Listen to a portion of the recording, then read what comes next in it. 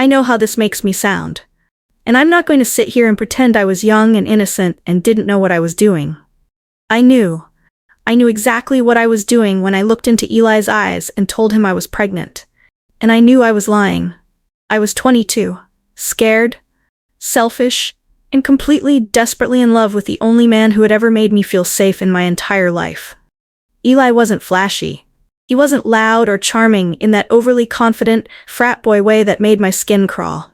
He was soft, solid, gentle in a way I wasn't used to. He made eye contact when I spoke. He remembered things I said weeks ago. He opened car doors, carried groceries, asked about my day. He made me feel like I mattered, not for what I could give him, but for just existing. And that terrified me, because deep down I never believed I deserved someone like him.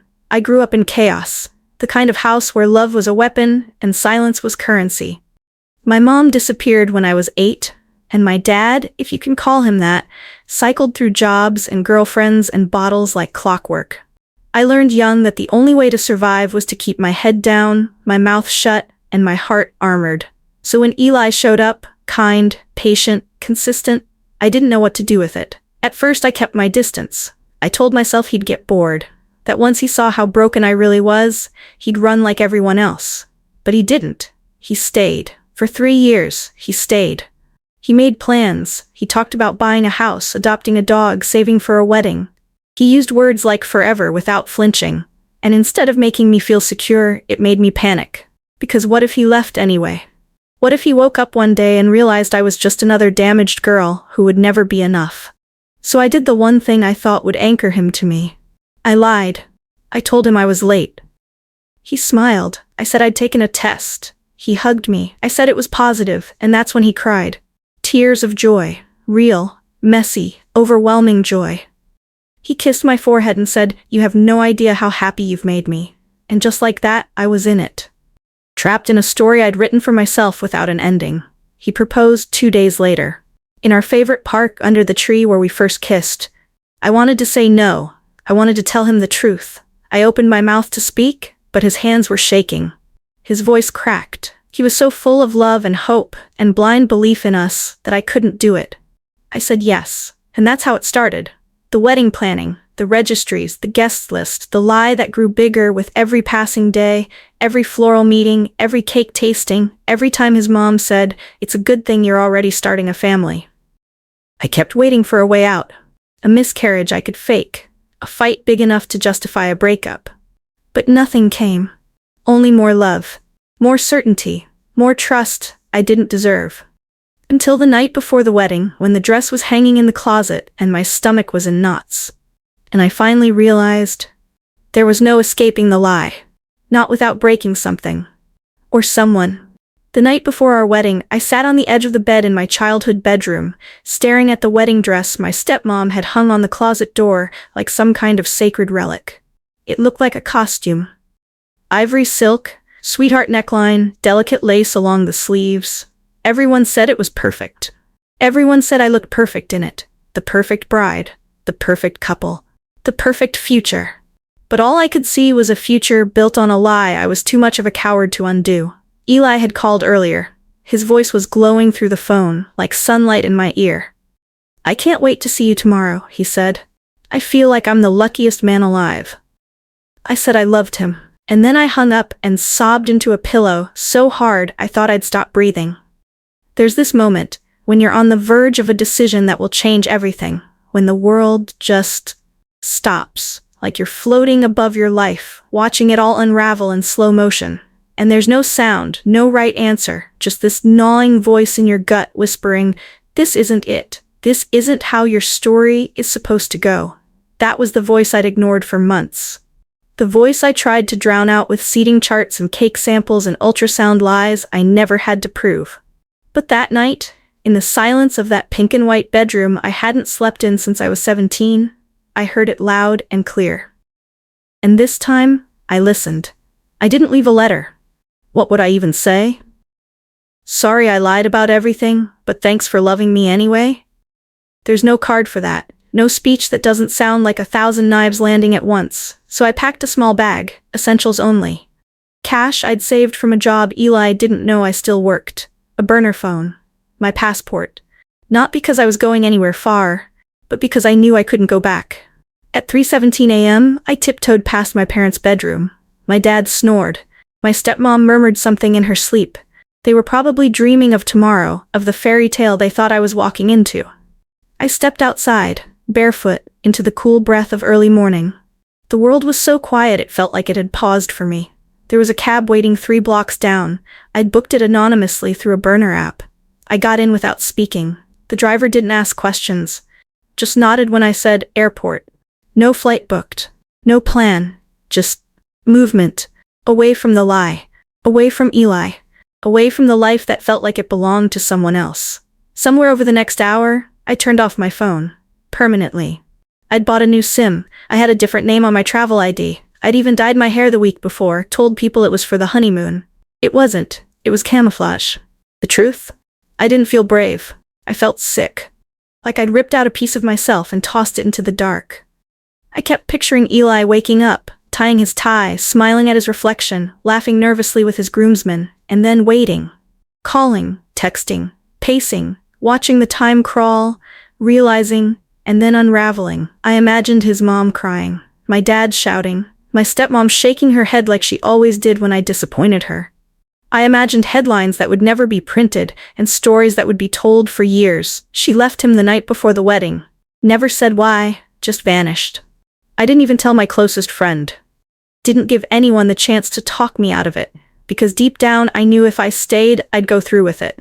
I'd marry Eli. I'd keep lying.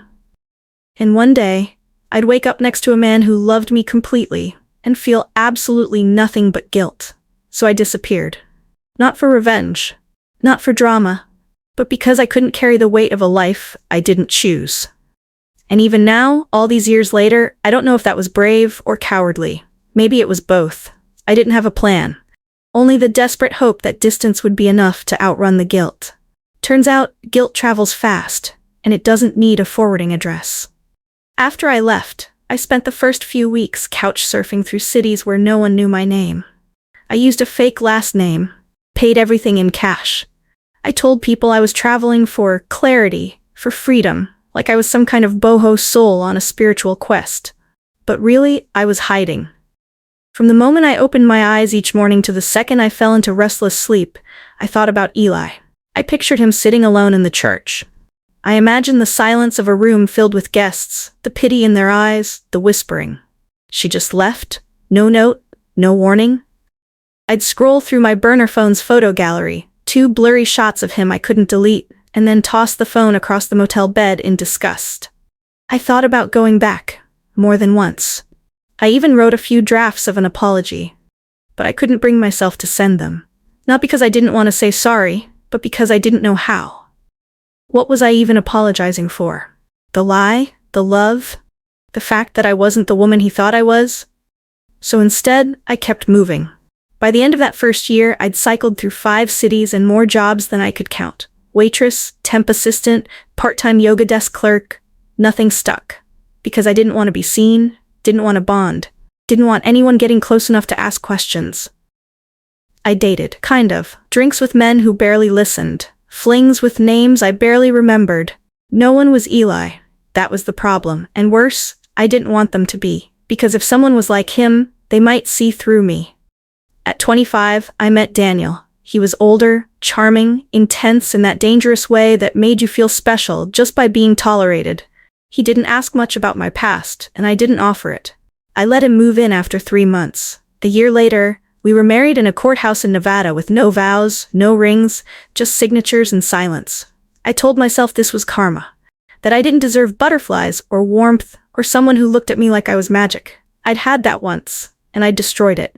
Daniel drank. A lot. He'd disappear for nights, sometimes days. Once he broke a lamp near my head when I asked where he'd been. I didn't cry.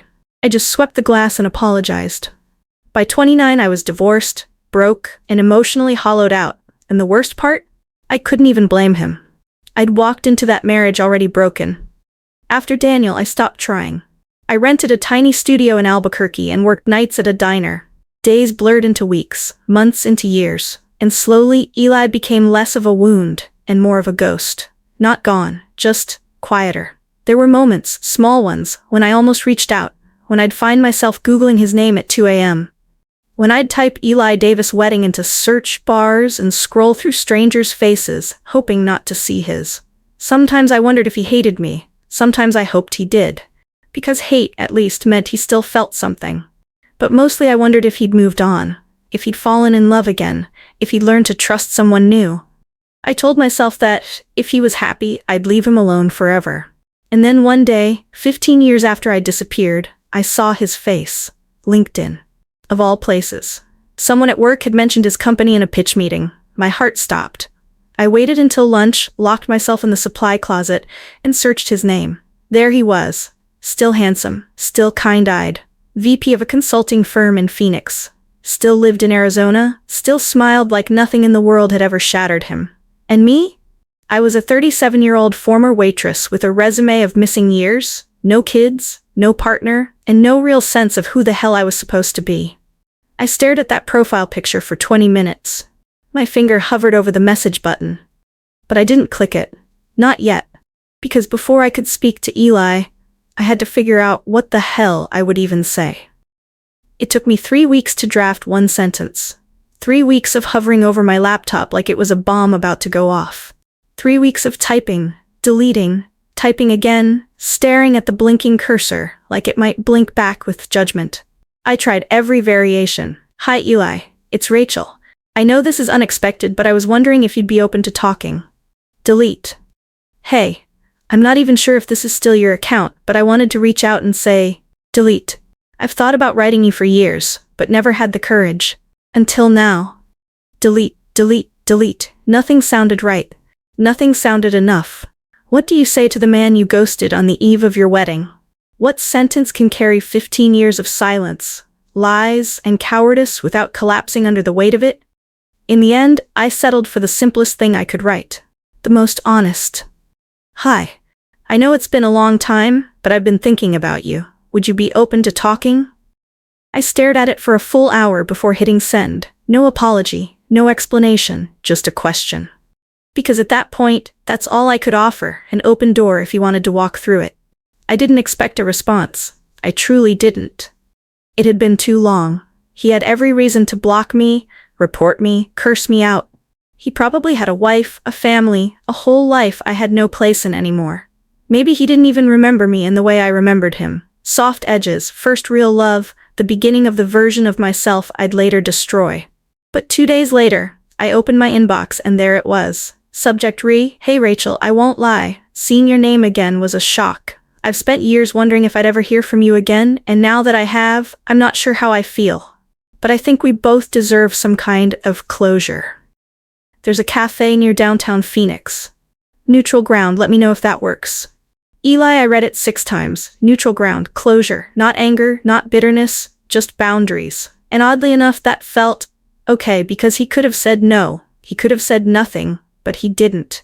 And in that moment, his reply felt like the first act of forgiveness I hadn't dared to hope for. I wrote back with trembling hands. Thank you. That sounds more than fair. I'll be there. The night before the meeting, I barely slept. I cleaned my apartment, even though he'd never see it. I tried on 6 outfits before settling on a navy blue dress I'd bought for job interviews. Modest, safe, nothing too loud. I stood in front of the mirror for 20 minutes. I saw someone older. Thinner. A few silver strands peeking through. Laugh lines that weren't from laughter. A woman who had lived a life she never meant to live, but who, despite it all, was still standing. At 10:47 a.m. the next morning, I walked into the cafe. He was already there, back turned, same posture, coffee cup in hand. I almost turned around, but instead, I took a breath and said his name. Eli? He turned slowly, like he wasn't sure he'd heard me right. And then our eyes met. 15 years disappeared in a heartbeat. He looked older, of course. A little broader in the shoulders, laugh lines deeper, hair shorter and touched with gray. But it was him. Same calm energy, same quiet presence that used to make me feel like the noise in my head wasn't permanent. And just like that, I forgot how to breathe. Rachel, he said softly. Not like a greeting, more like a memory escaping his mouth before he could stop it. I sat across from him, my hands folded too tightly in my lap. He took a slow sip of coffee and watched me the way someone might watch a ghost, unsure if it was real or a trick of the light. I wasn't sure you'd actually show, he said. I wasn't sure you'd actually answer, I replied. He gave a small nod. There. We sat in silence for a moment, not hostile, just thick, like the air between us had to be respected before anything else could happen. I don't even know where to start, I finally said. How about why, he said, not angry, not bitter, just tired. Why did you leave? I inhaled deeply, stared down at the cup in front of me, still untouched. I panicked, I said. He said nothing. I was young, scared, and so in over my head I couldn't see straight. I lied about the pregnancy because I thought it would keep us together, and then I got caught in it. The closer we got to the wedding, the more trapped I felt. Not because of you, Eli. You were perfect. That's what scared me the most. I glanced up. He was watching me. Expression unreadable. I kept thinking, what if you find out who I really am? What if one day you wake up next to me and realize you made a mistake, so I ran before you could? You didn't even say goodbye, he said, voice cracking just a little. I swallowed hard. I know, and I've regretted that every day since. More silence. You broke me, he said. Soft, direct, devastating. I thought you'd died. My mom thought you'd been kidnapped. I filed a missing person report. My stomach twisted. I had never let myself imagine the full fallout. For months, I waited for someone to call, to say they'd found your body, or your car, or your purse in some motel trash bin. I didn't know whether to grieve you or hate you. He paused, looked away, blinked hard. Eventually, I just stopped waiting. Tears welled in my eyes, but I blinked them back.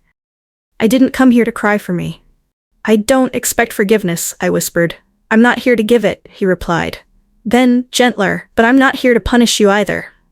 That surprised me. I looked at him again, really looked, and for the first time I noticed something I hadn't expected. Peace. There was sadness, sure, but also a kind of settled acceptance. Are you happy? I asked. He nodded. Yeah, I am. Married?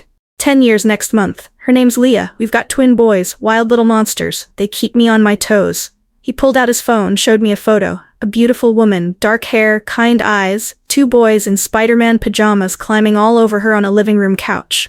She looks lovely, I said. She is. And she knows. About you. About everything. My heart skipped. You told her? He nodded. Not right away. But eventually, yeah, you were part of my story. A painful one, but still part of it. She helped me close the chapter, which is why I agreed to meet you. To close it officially? I asked. He smiled, but it didn't quite reach his eyes. I think I closed it a long time ago, but maybe you haven't.